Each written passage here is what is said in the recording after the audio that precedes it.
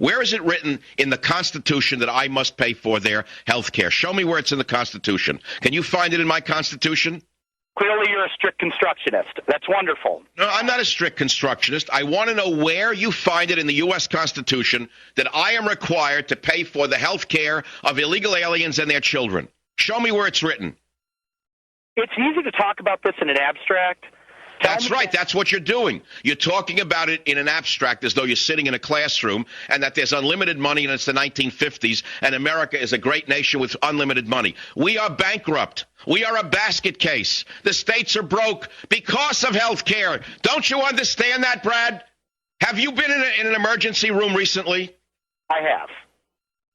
Okay, I have also. I was in 3 emergency rooms last year. And the other patients, 4 out of 5 of them were illegal aliens with their children coming in for a cold, a flu, and they wanted, you didn't care, $10,000 for flu? What's the difference? Schmuck is paying for it. The schmuck gringo is paying for it. I love when you go into Yiddish. If a child is having a life or death issue and they ask you to make the decision, you're Brad, let me ask you something. What % of your income is taxable? I know for a fact that I pay around 34%. You pay 34. Would you be willing to pay 64% in federal taxes? Is it going to be a socialized system where a lot of the things I have to pay for? No, now you're not answering me so fast. You had a moral imperative, and we owe it to them. But I just asked you if your taxes doubled under Obama because it's a moral imperative to pay for the health care of children from everywhere on earth, for example. In this case, tomorrow it'll be something else that's an equal imperative. Would you be willing to pay double taxes next year, Brad? I believe it's a false analogy because we would not have to pay that. Our tax rate would not double. It would raise, but not double. Okay. How much more would you be willing to pay to satisfy your liberal credo? If my taxes have to go up, the projected, which I believe they said something like 3 to 5%, I would have no problem with it if it's taking care of all the children. So in other words, you'd feel better at night. You'd feel good knowing that illegal alien children are getting gold-plated health care. That would make you feel good. Once again, yes, I would feel good, and I know when you stretch the... That's good. I'm very glad that you feel good, Brad. You see, this is the problem with children of your age. You've been brainwashed into... If it feels good, do it. But you're not a rational person, Brad. You're not thinking rationally about the nation's health. You're thinking about your moral imperative, which is just something that's been drilled into your head by your instructors and your teachers your whole life.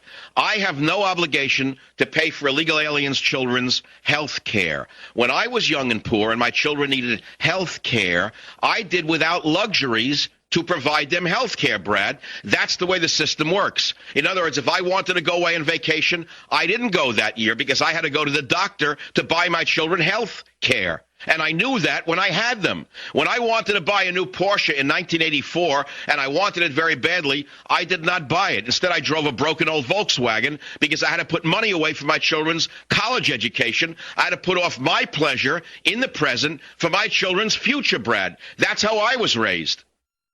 You must have been a big Hoover fan, huh? Pull yourself up by your bootstraps?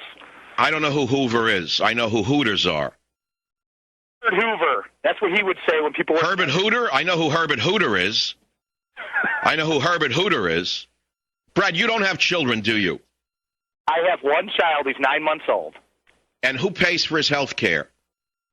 Well, I'm a U.S. history teacher, so the Board of Ed pays for his health care. So you have socialized medicine, and that's why you're so willing to tell everybody else that they should pay for health care for illegal aliens. But let's go back to me again, because I'll make me the issue. When I was young and poor, and I had 2 children, I put off what I wanted to buy so I could buy them health care, clothing, and put away money for their college education. I didn't buy myself a new car, Brad. That's the American way. It's not the Hoover way. It's the honest way. It's the manly way. It's not the socialist Cuba way. Have a nice day. I'll be right back.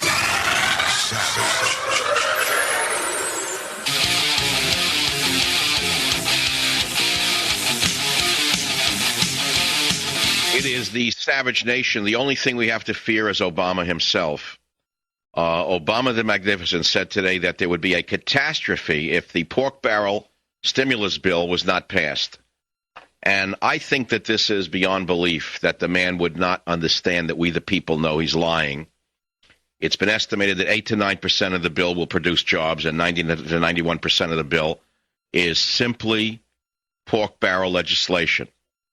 And many liberals have come to understand this. In fact, the most recent Gallup poll says that, yes, most Americans would like a bill passed that stimulates job creation, but most Americans are not happy with Obama the Magnificent's pork barrel legislation.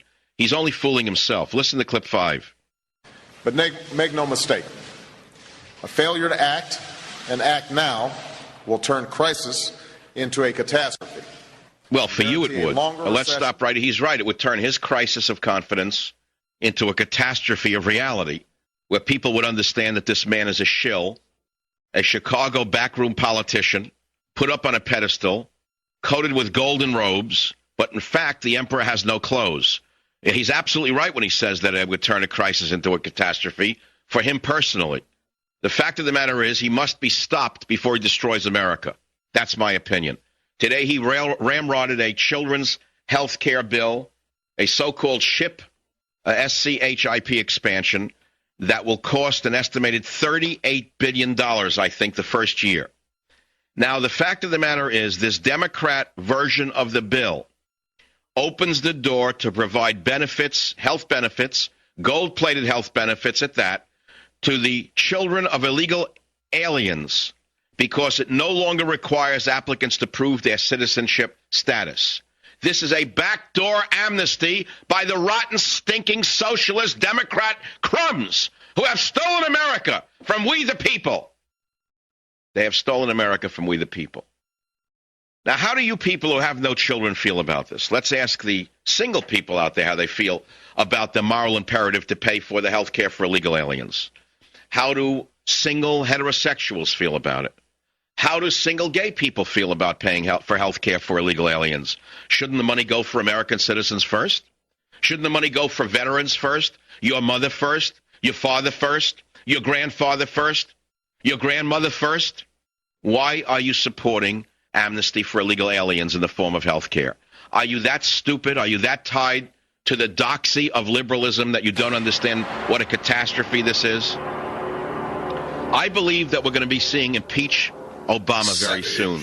Every month that we do not have an economic recovery package, 500 million Americans lose their jobs.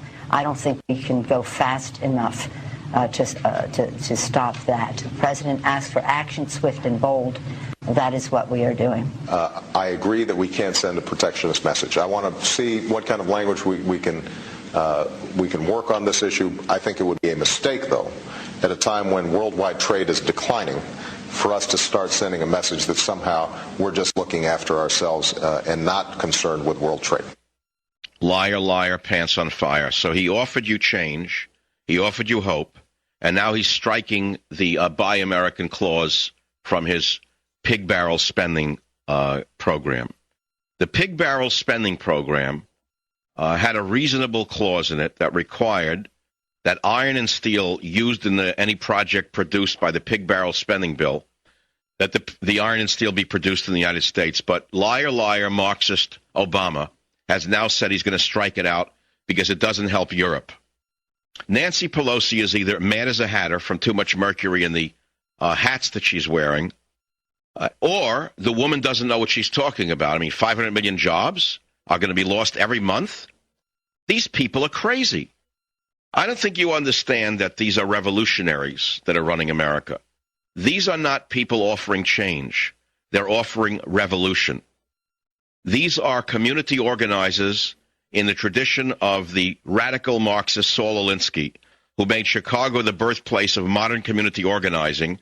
And what the ideals of Alinsky are, if they're actualized, you would have a social revolution in America. It would bring about a Cuba-style government in the United States of America. These people have to be stopped.